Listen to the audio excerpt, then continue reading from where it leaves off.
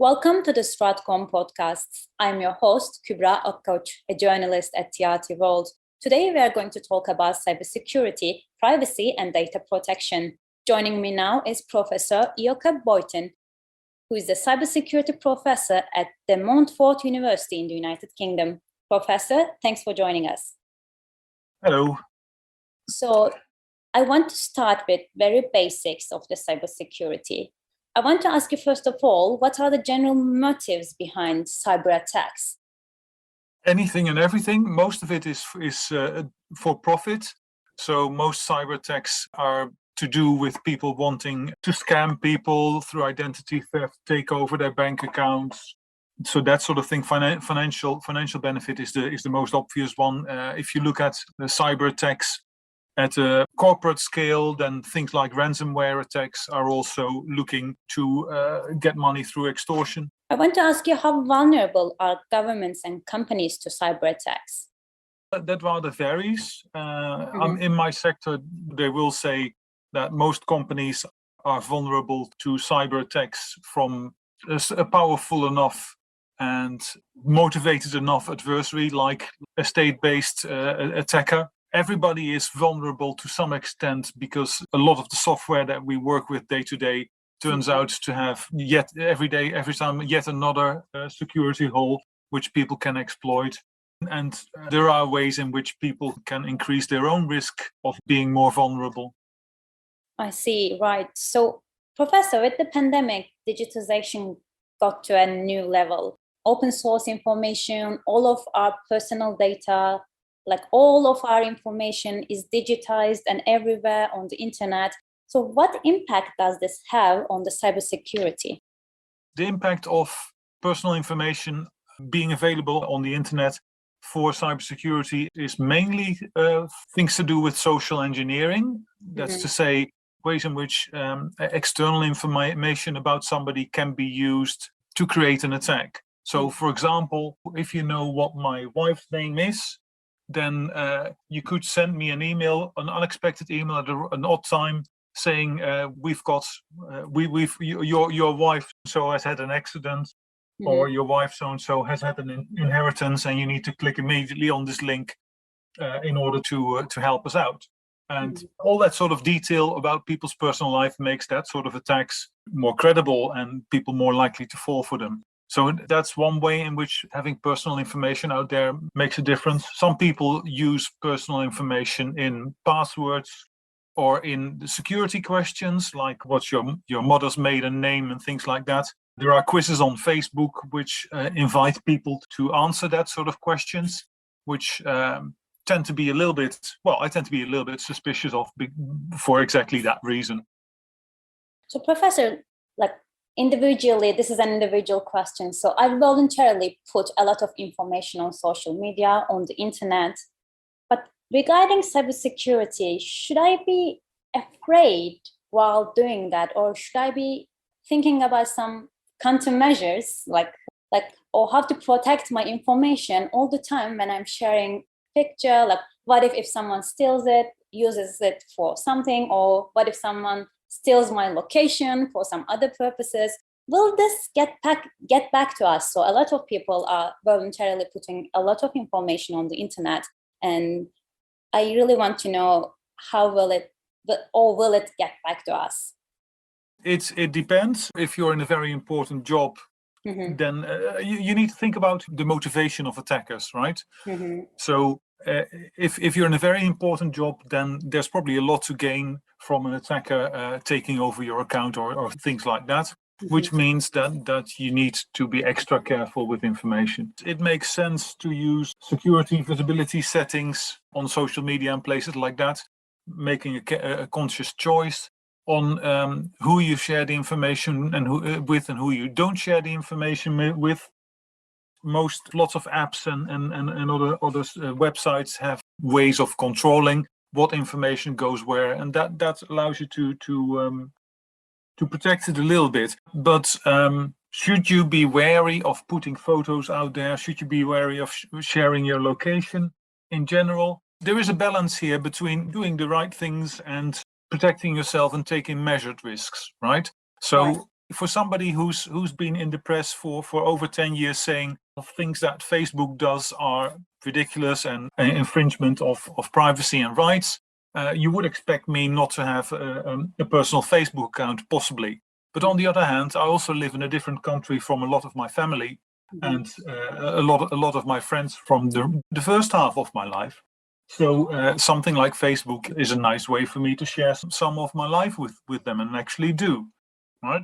It's a matter of balance and measured taking of risks, not unnecessarily sharing information when there's no real benefit for you for sharing it, but there is a real risk with it. Right, I see, Mr. Boiten. So among your publications, one of them is called Challenges in Assessing Privacy Impact, Tales from the Front Lines. So can you please give us a little bit of an insight about this piece? What do you and your co-workers here talking about exactly? Sure. So in data protection law in Europe, one of the things that is mandatory there is whenever you do something with personal data that looks like it might have a serious impact, because it's either processing a lot of information or it is about taking fairly sensitive personal information from people, like medical information or facial recognition, or information about their religion, for example, also has special protection. If you end up processing that sort of information on a large scale, then what the law requires for you to do is an impact assessment. An impact assessment into, okay, so you're trying to achieve something good here with this processing, but what are the risks in terms of cybersecurity, in terms of privacy, and what are the risks in all dimensions, going from plain cybersecurity risks, like the things that we've just talked about, to human rights related risks. Does it mean that this facial recognition system means that you can no longer go to football matches because your face is known and it looks like somebody who is banned from football matches, even if that's not you? That sort of risks need to be considered, and that's impact assessment, data protection impact assessment, or privacy impact assessment. And what we've done in this research is we were a couple of academics who wanted to know how to do this properly and how to measure impacts properly. So how bad is the impact on privacy of something? And we don't know how to do that. Let's ask the professionals. So we actually invited about 20 data protection professionals, consultants, data protection officers, people doing that day to day, day in, day out for their work. And we asked them questions about how they do that. And this paper and ongoing research from that tells how difficult it actually is, because a lot of impact assessment in business is just in terms of money, but a lot of data protection impact assessments, a lot of the possible damage that you might get there is very hard to express in money. So you could think it's a sort of, you could translate it into money in the sense of this is the maximum fine that people could get, or this is the maximum compensation that a court might force them to pay, but it's still very unsatisfactory. So a common example is, for example, is when people send out emails to lots of others and they use CC instead of BCC, so everybody sees everybody else's email address. And we've had a couple of incidents in different countries where people have done that to emails to support groups on sensitive issues. For example, there was one with a support group of HIV positive people. How do you measure the damage of something, of leaking the email addresses of the fact that 20 people are HIV positive to 20 other people? It's very hard to put that into money. So that's some of the challenges in there. We don't know how to measure the damage. And another part of the challenge is for a lot of privacy risks, we don't know how high the likelihood is. So, for example, something that happens in hospitals a lot, but happens in hospitals on a regular basis, is that a member of staff knows that a celebrity is in the hospital and accidentally or not accidentally checks the medical data of that celebrity who happens to be in a hospital. Well, how likely is it that this hospital has somebody who is sufficiently obsessed with this celebrity who happens to turn up in this hospital at that point and also gets away with bypassing the security and in checking their personal medical data, right? It's a serious kind of risk, but it's impossible to quantify how likely it is to happen.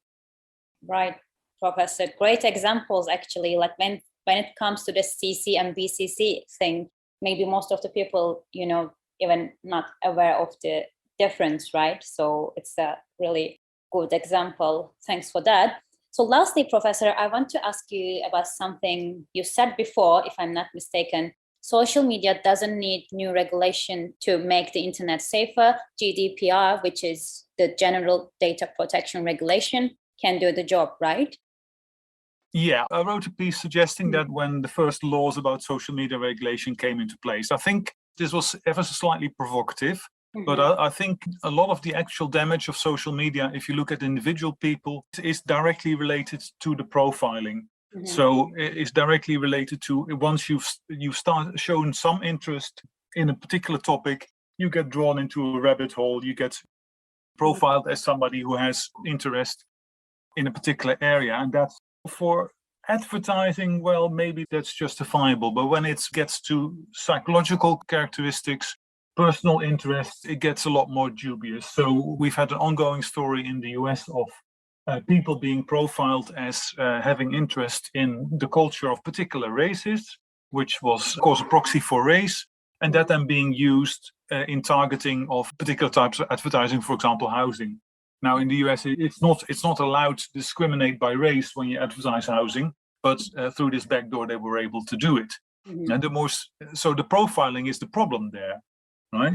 Yeah. Or it's part of the problem. And similarly, when you think of people being fed endless information about, well, for example, pro-anorexia websites, if people get profiled as this person is a potential anorexia victim, and we're going to feed, because of that, the machine just feeds them more about that. That's actively harmful. And the profiling of people for that is irresponsible. And if an organization like Facebook took their responsibilities under the GDPR seriously, then they would have done a data protection impact assessment, which would have told them that profiling people for that sort of sensitive stuff and then targeting them is dangerous and should not be done.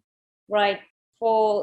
But just GDPR is for only the EU and European zone countries, right? Yeah, but on the other hand, the GDPR is based on general principles that have been agreed on a wider scale. The OECD principles, for example, and there are more and more countries across the world which take on similar sort of legislation. And even the UK, where I am, which has left the European Union, as you probably know, has retained something that looks like the GDPR. It's even called the UK GDPR. And for being allowed data traffic between a country and the European Union, the country needs to have data protection in place that's roughly comparable. Yeah. Right? So South Korea has made a deal with the EU just last week to say, yes, data protection in South Korea is good enough, which means that personal data can be transferred effectively and processed effectively between South Korea and the EU. And of course, a lot of modern business is based on processing of data, processing of personal data of one kind or another. So the